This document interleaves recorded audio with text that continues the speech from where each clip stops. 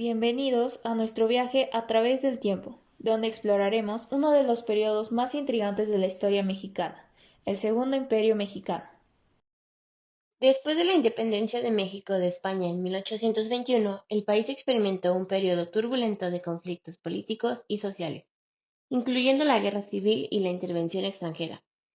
Benito Juárez asumió la presidencia en 1858 como parte del proceso de la Reforma, un movimiento que buscaba separar a la Iglesia del Estado y redistribuir la riqueza y el poder. En 1861, México suspendió el pago de su deuda externa. Como resultado, Francia, España y el Reino Unido enviaron una fuerza militar conjunta para exigir el pago. Después de resolver sus diferencias diplomáticamente, tanto España como el Reino Unido retiraron sus fuerzas. Sin embargo, Francia, bajo el liderazgo de Napoleón III, tenía otras intenciones. Uno de los objetivos de la intervención francesa en México fue contrarrestar la influencia de Estados Unidos de América sobre las naciones de Latinoamérica, al vislumbrarla como una potencia en ciernes que poco a poco iba extendiéndose territorialmente. La Guerra de Secesión, 1861-1865, fue la oportunidad esperada por Napoleón III para iniciar su invasión sobre México, nación que serviría de puente para expandir el dominio francés sobre América Latina. Esto es muy importante, porque lo que él había hecho, destruir la república y establecer un imperio, es exactamente el modelo que quiere replicar en México, y tiene la oportunidad de ello gracias a la guerra civil que hay entre liberales y conservadores mexicanos. Los primeros quieren modernizar México y desacralizar la iglesia, y su propuesta estrella es nacionalizar las propiedades del clero. Los conservadores, en cambio, quieren establecer una monarquía para evitar esto, ya que piensan que la Iglesia Católica es lo único que mantiene unido al país. Los conservadores pierden esta guerra y huyen a Francia, donde la mujer de uno de ellos contactó a Napoleón, quienes le hacen una oferta que les parece incluso demasiado buena para ser verdad: enviar varias decenas de miles de tropas francesas para proclamar una monarquía. Maximiliano de Habsburgo, el segundo y último emperador de México, un hombre de noble y admirable carácter que fue víctima de terribles circunstancias. Pero, ¿quién era antes de ser un emperador? El nombre correcto de Maximiliano de Habsburgo era Fernando Maximiliano José de María Habsburgo Lorena. Nació el 6 de julio de 1832 en el Palacio de Schönbrunn en Viena, Austria. Sus padres fueron el archiduque Francisco Carlos de Austria y Sofía de Baviera. A pesar de su origen noble, Maximiliano no era el primogénito, por lo que no albergaba muchas esperanzas de obtener el trono austrohúngaro. Sin embargo, aún así recibió una rigurosa educación militar. Maximiliano era un viajero por naturaleza, así que se dedicó a recorrer el mundo, hasta que en 1854 fue nombrado comandante de la Marina de Guerra Imperial y Real de Austria-Hungría. Pasó el tiempo, y gracias a intereses políticos, 3 años después de que Amalia falleciera, el rey belga Leopoldo I de Sajonia, Coburgo y Saalfeld aceptó que su única hija, Carlota Amalia de Bélgica, se casara con Maximiliano de Habsburgo. Carlota, María Carlota Amelia Augusta Victoria Clementina Leopoldina de Sajonia-Coburgo-Gotha, nació en Bruselas el 7 de junio de 1840. Fue princesa de Bélgica por nacimiento y archiduquesa de Austria por su matrimonio con Fernando Maximiliano de Habsburgo, entre otros títulos. A pesar de la unión, el padre de Carlota deseaba que Maximiliano obtuviera un cargo digno del título de Carlota. Por lo mismo, presionó al hermano del futuro emperador para que le otorgara un nuevo nombramiento. Finalmente, Maximiliano recibió el cargo de virrey del reino lombardo, Veneto. Aún así, para el padre de Carlota no era suficiente. En 1859, después de que Austria perdiera el dominio de Lombardo, Maximiliano perdió su cargo. Pese a críticas y habladurías, el joven noble decidió dedicarse al cultivo de actividades humanísticas. Sin embargo, la tranquilidad de Fernando fue interrumpida de pronto. Napoleón III había invadido México en 1861. Aprovechando que Estados Unidos atravesaba por la Guerra de Secesión y después de una asamblea organizada por Napoleón, se ofreció a Maximiliano la corona de aquel país americano. Maximiliano declaró que solamente aceptaría el trono por invitación del pueblo mexicano.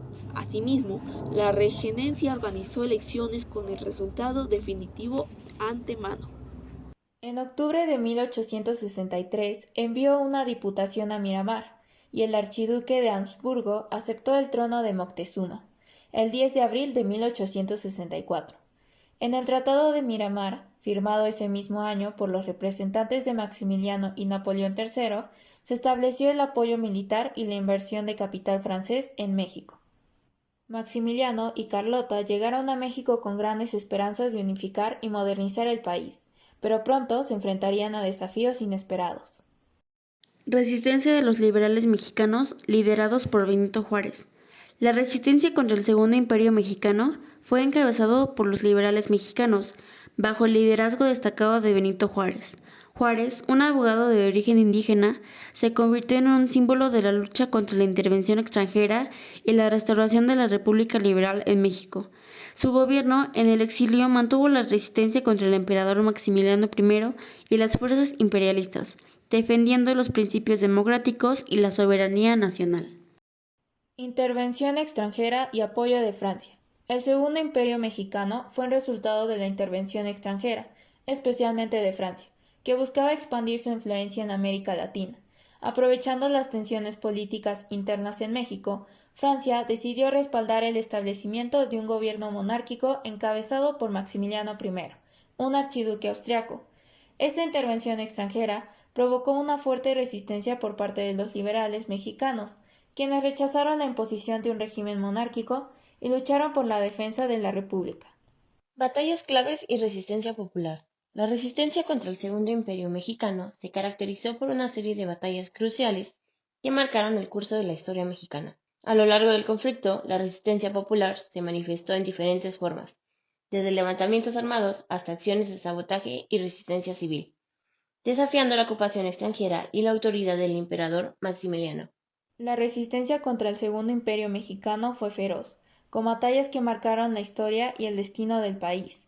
Las batallas libradas durante este periodo no solo representaron enfrentamientos militares, sino también la lucha por la identidad nacional, la democracia y la libertad frente a la intervención extranjera y el autoritarismo. La resistencia del pueblo mexicano dejó una huella indeleble en la historia del país, consolidando su determinación por preservar su independencia y su derecho a determinar su propio destino. Poco a poco el Segundo Imperio fue en declive debido a diversos factores, como lo eran la derrota de las fuerzas imperialistas en la Batalla de Puebla. Esta batalla, librada el 5 de mayo de 1862, representó una importante victoria para las fuerzas mexicanas sobre el ejército francés, aunque no significó el fin de la intervención extranjera. La retirada de las tropas francesas. Tras una serie de conflictos y presiones internacionales, especialmente después de la derrota de Francia en la Guerra Franco-Prusiana, las tropas francesas se retiraron gradualmente de México a partir de 1866, debilitando la posición del emperador Maximiliano. Poco a poco, Maximiliano perdió el apoyo no solo de la élite mexicana, sino del propio Napoleón. También después, en México estalló una guerra civil en contra del imperio impuesto. Casi de inmediato, Carlota salió del país con el fin de pedir ayuda en Francia y Roma. No obstante, su objetivo se vio interrumpido por un ataque de locura. Debido a esto, fue recluida en Teruel, Bélgica. Finalmente, el Segundo Imperio Mexicano cayó en 1867. Maximiliano quedó abandonado a su suerte y junto a sus generales, quienes nunca lo dejaron, entre ellos Miguel Miramón, fueron condenados a muerte. Dicha sentencia se ejecutó el 19 de junio de 1867 en el Cerro de las Campanas. Posteriormente, sus restos se trasladaron a Austria y enterrados ahí. Todo esto mientras Carlota se consumía en su propia locura. El Segundo Imperio Mexicano fue un breve y controvertido periodo de la historia de México, marcado por la intervención extranjera, la lucha entre conservadores y liberales y la breve pero significativa presencia de Maximiliano de Habsburgo como emperador. Su legado sigue siendo objeto de debate y reflexión en México hasta el día de hoy. Más. El día de hoy hablaremos del Segundo Imperio Mexicano, que ocurrió entre 1864 y 1867. Del lado derecho tenemos el siempre chiquito y siempre temido zapoteca y presidente del querido y lindo México, porque el derecho al respeto ajeno es la paz. Demos un aplauso al 1,37 metros Benito Juárez. Y del lado izquierdo tenemos al moderno güerito, austriaco archiduque y emperador del adoptado México. Deslindados de la iglesia y hacer nacional el patrimonio del clero siempre fue su opción. Demos un aplauso a 1,87 Maximiliano de Habsburgo. Buenas, mi güero. ¿Cómo está? Triunfando como siempre. México no se había visto tan bien desde que llegué. ¿Te refieres a tu invasión extranjera? Mis mexicanos te ven como un títere de los intereses extranjeros. Eso se debe a la intervención francesa. Pero fíjate, Benito, que yo tengo otros datos. Recuerdo que centralizaste el poder del gobierno federal.